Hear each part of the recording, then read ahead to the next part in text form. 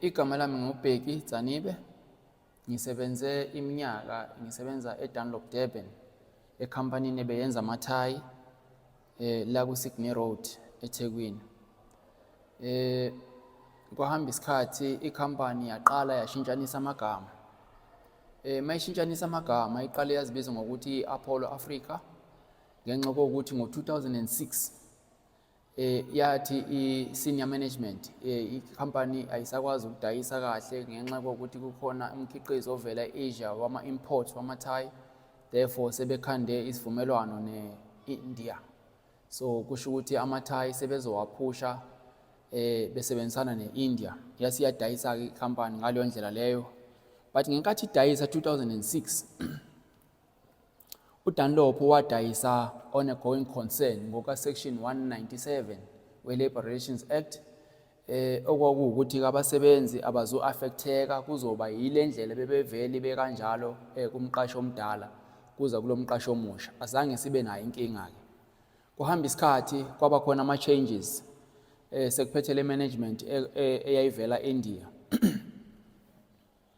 Kwabonakala ukuthi izinto azisahambi kahle. Kwahamba isikhathi up until kwaze kwaba ukuthi sesiqala manje uku-experience ukuthi sesisebenza ama-short time, ama-lay off. Kwashintsha nama-payslip, kwashintsha nama-flag.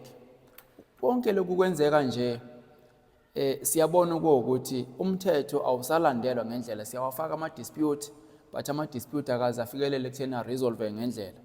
But la ngiyakhona ngiyekuthenini iDunlop kuthe ngo-2013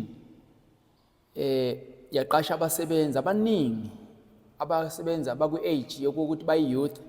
Sajabula. But ngonyaka olandela lowo iDunlop yakhipha amaphepha athi isiyadiliza. That was September 2014 yasidiliza. Size sagcina emsebenzini ngo-2014 kuNovember 30.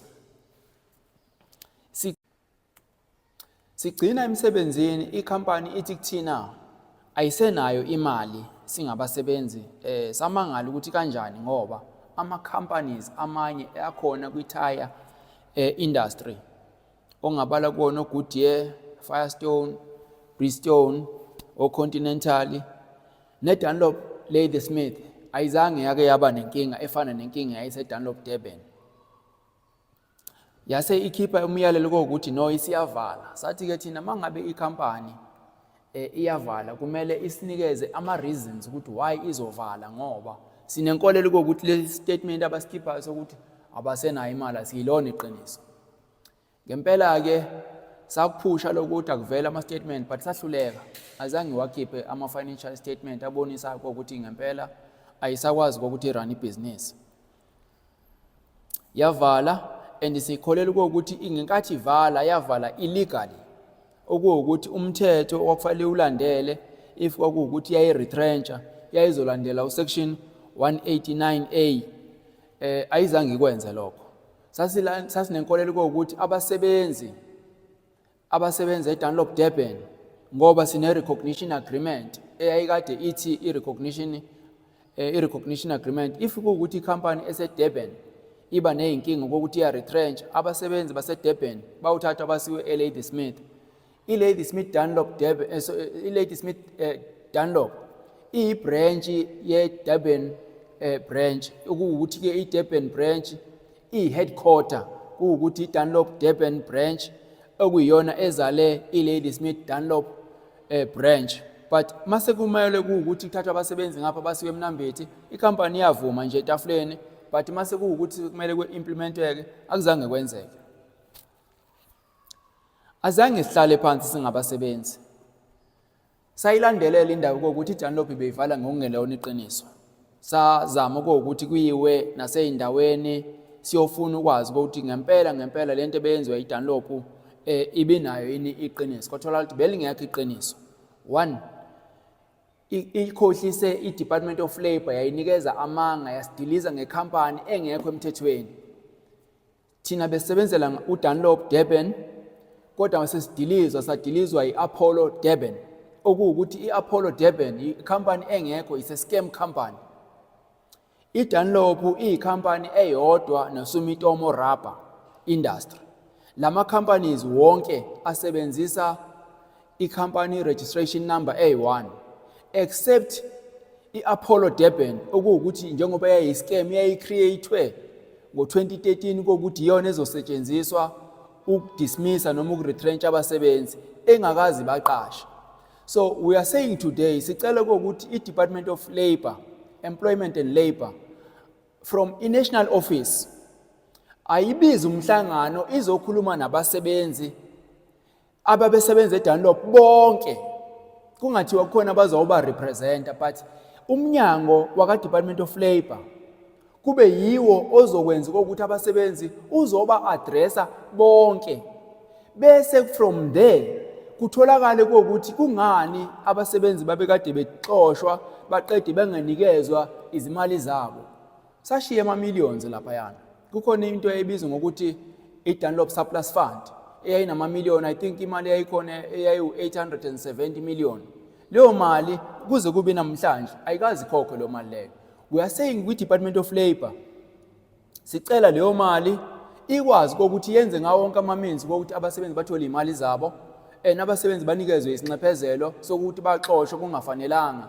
Ikhampani ikhokhele yonke leminyaka sesiyihlale emakhaya kungafanelanga ngabe sayihlale emakhaya. Ngestatement eyasenza iDunlop iqamba amanga and umnyango ka-Department of Labour KwaZulu-Natal siyawublame kakhulu ngoba uma siya kuwona awusincedisi. That is why sil-escalate lolu daba sithi kumele lolu daba aluye emnyangweni at a national level uminister nominister or deputy minister umnumzana uJomo Sibiya abalu attende lolu daba luze lifikelele ekutheni luthole isixazululo. Uma kukhona abantu ababenze ukukhohlakala okuyine corruption phakathi baprosecute bekwazi ukuthi baface ingalo yomthetho. Mhlambe sengivala ngiyafisa ukuthi ngoba ama-Nazareth amaningi ayisebenza eDunlop esingabala kuona ngisho umfundisi ubaba uChiliza noma inkampani ivalwe sengasekho yena kodwa imali zakhe njengoba wayekade esebenza eDunlop eseneservice namanye ama-Nazareth ayeseneservice esebenza eDunlop beke belithandazela lolu daba likwazi ukuthi lifikelele nasenkosini ngoba kukhona abasebenzi abake basuka bayonikela enkosini ukuthi sicela ukuthi inkampani ingavalwa. Yathi inkosi uNyazi le nkampani enikhulumela enizoyicelela la sekulate ngoba seyiyavalwa vele kodwa engakavalwa ngaleso sikhathi okuwukuthi iziprofeto zonyazi zenzeka njengoba zinjalo ngoba yilo uNyazi ola prophet uthi hayi le nkampani enizoyinikelela la senilate seyiyavala. Ngakho sicela ukuthi ke uNyazi lusize ekuthenini impi esiyilwayo likwazi ukuthi liyinikeze izibusiso sikwazi kuyinqoba abantu bathole izimali zabo abalahlekelwa imisebenzi banceshezele. Siyabonga. La sikhuluma ngabantu abalahlekelwe imisebenzi si-invite wonke lama department athintakalayo ukuthi akalungise ama-mistake noma uburong ababenza ngesikhathi beyekela abasebenzi ikhona imithetho elawula ezabasebenzi. Singabala umnyango wakwa-Home Affairs ngoba uma abantu besuka kumanye amazwe beze la kuba khona umthetho abayilandelayo ephathelene nokuthi i-Home Affairs iyona ebagranta i-permission ukuthi beze la bezo-investa la ekhantrini but akukho la i-Home Affairs igranta khona abantu besilandelela ukuthi into bevumelane ngayo kuma-international policies kuma-foreign policies bayawalandela yini. So kubalekile ukuthi masikhuluma lento njengoba sikhuluma namhlanje abantu abazoyibona kwi-social media siyacela bengalithathi leli thuba balisebenzise kodwa balithathe leli thuba balisebenzise ekutheni basisupport. Asithathe leli thuba silithatha njenganethuba eliyingqayizivele sibonge iGomen Media Production edume ngokuthi iGmen Media Production. Iyaziwa kakhulu iGomen Media Production ngokuthi ithwebula ama-stories aphathelene nezenkolo. Kodwa ke siyacela ukuthi isabalake le media ngoba inkinga ama-media asemakhulu adumile aziwayo akakwazi ukuthatha inhlungu esuke iqondene nabantu abahlwempu abaswele abaxakekile. So siyacela ukuthi iGmen Media Production ithola ama-blessings, ithola i-support, ikwazi ukuthi ikhule iqhubeke nomsebenzi omuhle. Siyabonga. Siyabonga kakhulu.